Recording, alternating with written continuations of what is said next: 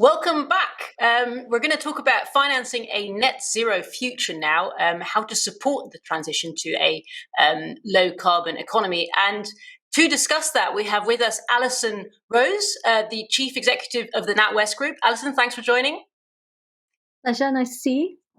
Good to see you too. And my name is Sasha Nauta. I'm the Public Policy Editor at The Economist.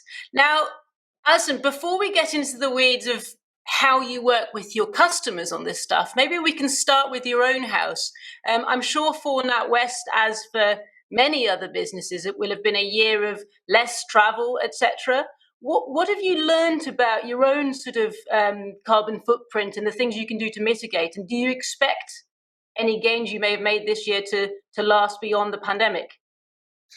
Yeah, I mean, there's definitely less traveling going on, but we actually thought that addressing the climate challenge was really critical. So we have made it part of our strategic priority even before the pandemic. So getting our own house in order was a big part of our commitment to supporting the climate transition for our customers. So we have already reached net zero for 2020, and that was through real concerted effort over a number of years to really focus on how we can make our own operations zero using renewable energy and making sure we can do all of those different things that are really important. I think that's about getting your own house in order.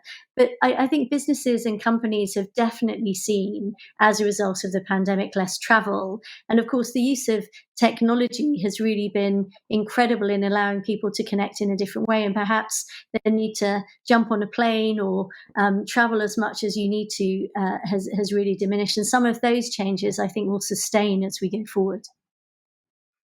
So when it comes to working with your customers, I'm curious, where, not just for the NatWest Group, but in general, where do you see the role of a bank beginning and ending when it comes to supporting your customers in this transition? Yeah, well, I think we have a really critical role. So a number of things. Obviously, we have a huge balance sheet, and as the biggest lender to business in the UK, small and medium-sized businesses, actually financing the transition to a low carbon economy is really important. So we have commitments that I made last year to increase our lending to renewable energy, where we're already the market leader, to 20 billion, and we've hit 20 billion by 2022. We've already hit 12 billion. So making sure our funding is going to the right place, and also making sure that we're halving the emissions on our own balance sheet. We put a commitment out to say by 2030 we would halve the climate emissions on our own balance sheet. Now that's a real commitment to say we are going to be part of funding and financing the transition. I think the big question then, really from a customer perspective, is how to do that, because I think the debate on climate and the challenges it presents are really well won and well discussed, and I think people recognise the real challenges of getting to a low carbon economy and getting Paris alignment. But if you're a small and medium sized business, you've got lots of things to deal with, and having the tools to be able to measure your own carbon footprint and to be able to transition. If you're a home buyer, how do you get your house to an EPC rating? I think making that difference between, what are sometimes complex measurements, the TFCD and the science-based targets, all of those different things that are around. What does that mean when you're a business owner or a homeowner to really have an impact on climate yourself? And that's where I think as a bank, we can help, because not only can we make sure our funding goes to support the new growth into low carbon, but also we can put tools and help and support into customers to help them transition. And I think this point about transition is absolutely critical. Let's park transition. I'll definitely get back to that in a second, and I would certainly want to follow up on the specific tools that I know that you've been working on. But let's throw it back for a sec. In terms of the demand of what your customers actually want from you, and I'm glad you mentioned SMEs, because a lot of this talk is often about very large companies making very large commitments, whereas I would guess that your average customer, or perhaps at least your average SME right now, has got very different priorities. So can you give me a sense of what share of your customers perhaps are wanting to make this transition, and what are the specific kind of obstacles that are stopping them from making it, or at least stopping them from making it at pace? Yeah, so I think for a lot of customers, so at the moment, the macroeconomic environment and the pandemic and Brexit and all the different things that are going on. If you're a small, medium-sized business, you have an awful lot to deal with. You're trying to deal with a lockdown. You're trying to deal with COVID. You maybe shut your business down. You're getting ready to scale it up. You're trying to deal with Brexit and how you might trade over the new border and the new requirements. So there's a lot going on if you're a small business, and particularly for SMEs, they don't have the facilities and the capabilities and the tools that a major corporate would have, which maybe has a big climate team and a legal team and a team who can help them. So I think capacity is really important for small businesses, where at the moment we're really in a case of, for a lot of them, survival and thinking about how they start ramping up. So I think that's the context. I think the second point is, how do you measure your carbon footprint? How do you change? What is the new technology that you can use that can help you? And making that easy and accessible is really important. And translating Paris alignment into, I'm a small business. What does that mean? What choices can I make? Individual consumer, what do I need to do? That's the type of question that you're facing. Now, how many are interested? Huge numbers. I sat in a round table with some customers last week, a group of retail customers, and we were talking about climate, and every single one of them was informed. Every single one of them was talking about the global challenge, talking about climate, how it was so critical that they embraced it. And then when it went to their own personal perspectives, how did they make a difference? That was something where they were looking for help and support, and they had some great ideas as well. So I think that's what you're facing into. When I talk to SMEs, it's now about saying, well, can we give you tools to help you measure your footprint? For retail customers, we have things like a partnership we've developed with Kogo, which is starting to measure your carbon footprint, which means you can then be informed to help make choices. Our entrepreneurs, we're opening up our accelerators for new technology, new green entrepreneurs, so that they have a space to go and start developing their ideas and their businesses. So it's practical help that people really want, and practical measurements and practical tools. And just making it even smaller, individual sort of households. I know that you've also been working on green mortgages and things like that. Can you give us again a sense of where that kind of customer comes in, and also sort of what the market opportunity for you there is?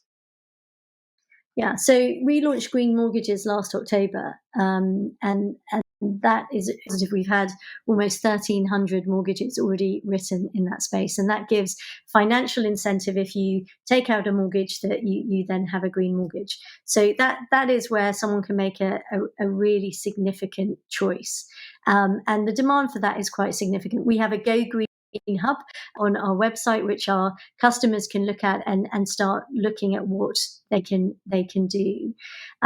And increasingly, the thing that we need to focus on is the huge housing stock that exists in the UK, where people have existing mortgages. Lots of new houses now meet all the EPC requirements, which is fantastic, but it's the existing stock. How do you help fund the transition of that housing stock? And that's only going to be done in collaboration between the public and private sector. There's a huge amount of work that needs to be done on that. But, we can help by really transitioning. And from an opportunity perspective, it's enormous. We're the third largest mortgage lender in the UK. The majority of our customers are looking for help and support, and this is going to become an increasing pressing demand for us as a society and a country and globally to really solve this climate challenge. And those are the areas where I think there is a real opportunity to finance the change, to work in collaboration and partnership with other people to make sure that we can find solutions as well as fund those solutions. That's very helpful. Before we turn to your loan book, and indeed let's talk a bit more about the transition, just a final one on the customers we've just been talking about. I'm sure plenty of people listening into this will be interested to sort of learn what sort of products and initiatives work and which ones haven't as well. So what you've sort of learned in terms of we can all think of wonderful ideas at our well, I would say our offices. It's more likely our kitchen tables at the moment. But theory versus practice. If you could just mention one thing, for people to not do, like a thing that you've learned that actually might sound great in theory, but in practice actually just hasn't captured the market, and perhaps also one thing, it may be one of the things you've already mentioned that has really been a no-brainer and is really taking off. Yeah, I mean the things that don't work is when you talk theoretically. So a good example is we launched some advice in terms of climate and what you need to know, and actually the level of pickup, because it was too general, didn't really make sense for a lot of customers. Whereas when you talk to SMEs and you talk about the fact that we asked them the questions and we surveyed them, and 41% of them said we want to reduce our indirect emissions. How do we do that? And I think answering and giving practical help is really important. So, for example, we have a partnership with Octopus Energy, which is getting really great traction with our customers because it's something they're really interested in. It's something practical that they can do. The green mortgage, they can see that they're making a real difference. And a recent collaboration we've announced with Microsoft, we think will make also a real difference to small businesses to help them measure their carbon footprint. So I think giving people the information, the tools, the education, and practical support is really important. And I think, if you're a business and you can take out sort of financing that is going to be cheaper and contributing to the climate, then that's a great incentive. Why wouldn't you? Yeah, no, fair point. Okay, onto the loan book. You'll be well versed of being asked about your loan book. All banks now are being asked about how green is your loan book. You've pledged, as you mentioned earlier, to halve the climate impact of your financing activities by 2030. What exactly does this mean? Like, what does halving finance activity mean? And can we just clarify, because this is something that I think a lot of banks have been asked about recently, that doesn't include offsets. Is that right? No, so this is really where we are putting our money. So our own house is in order. This is where we're financing our customers. So we know that in order to meet Paris alignment, there needs to be a significant reduction in emissions. So what we're saying is, in terms of where our money goes and the financing on our balance sheet, we will halve it by 2030. But we've said in that we will work on the transition, because what's really important is measuring what your emissions are on your financing and then helping customers transition. I think it's really critical that we recognize that all the solutions aren't there yet. And we have to work in collaboration across industry and with customers. And most importantly, finance and fund the transition and not leave communities and sectors behind. Now, there are some big choices we're making. Our oil and gas exposure is only 0.8% of my balance sheet. We've reduced it by over 16% last year. We've made commitments to ensure that where people are exposed to oil and gas, they have credible transition plans. So we work in partnership with our customers to work out how they're addressing it, because they want to commit to it. And then it's really focusing on the sectors and getting common measurements so that then you can measure your impact and then build a plan to transition. So we've been pretty bold in saying this is what we're going to do, but we're also then committing to measure and track and move forward. So this year, we've committed to measuring 4 sectors on our balance sheet so that we can measure the emissions and then have detailed annual plans of how we will fund the transition. And then on the other side, obviously, our commitment to renewable financing, funding that transition, and that's the 12 billion we committed to last year. That's really going to deliver the new energy, the cleaner energy, and finance on that side. So I think it's a combination of doing all of those elements. Thank you. That's really clear.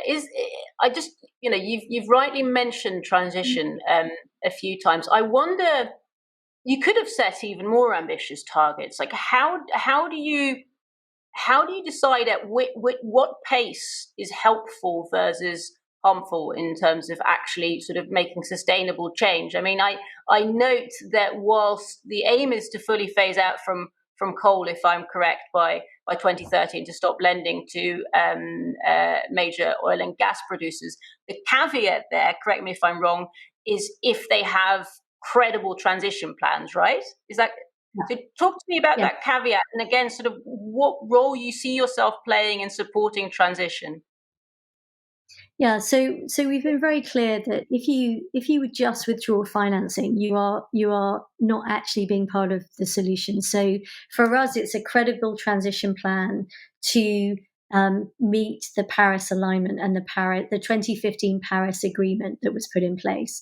So we know a lot of our customers. This is not something that just NatWest is doing. Our customers are really focused on this. And so businesses are building their own transition plans, their own reductions of their emissions to align with Paris. And that's where, we really need that collaboration. So we're then working with them to understand what their plans are in terms of, do they have plans? Do they align to Paris? And we work really closely with them in order to understand that. And that's something where we're building understanding, and these are relationships that we have. And if there is a credible transition plan, then we're really keen to continue financing them, supporting them, and helping them, and hopefully financing that transition for them as they do that. So it's working very closely in collaboration with our customers to help them as they're transitioning as well. And how do you, I mean, you'll be well aware of the term greenwashing. What have you learned about, again, what sort of, well, how to recognize it, really? What sort of things to look out for? Yeah, I think what's really important is having that relationship with your customers and understanding whether those plans are real. We are not going to hit alignment as a country or globally unless there is massive collaboration across multiple sectors. And at the moment, some of the technologies that we need are not in place yet. So I think it's a case of testing and learning as we go. So one of the things we have is a future mobility group where we're working with the automotive sector to actually say, what is the future of transport? What are the new technologies developing? How quickly are they going to come in? And how do we start moving? So I think it's making sure we're having credible and real conversations. One of the big things that I think is really critical, I know everybody is working on, and there's great work going on as part of the run up to COP26, as well as across the financial services sector and globally, is what is the common measurement? Because, how can you get to credible, common, aligned taxonomy and measurements so that we're all working off the same playing field? And there are lots of different measures coming out at the moment, but we're aligning around different ones. And I think that will help us build a credible story and spot people who are taking it or not. And I think increasingly you're finding organizations signing up to these measures, to the science-based targets, to those different measures to make sure that we're all moving on a common standard. At the moment, we don't have a common standard, and that's what we're trying to get to. Very glad to hear it. From a journalistic point of view, it would be great if there were common standards as well and common measurements, not to mention from the world point of view. Just a final one on that, on collaboration. I guess both within the finance sector, but perhaps also beyond it, where do you see the most important sort of space for partnerships? Is it indeed working together with competitors, or is it actually reaching beyond your own sector and looking at other ones?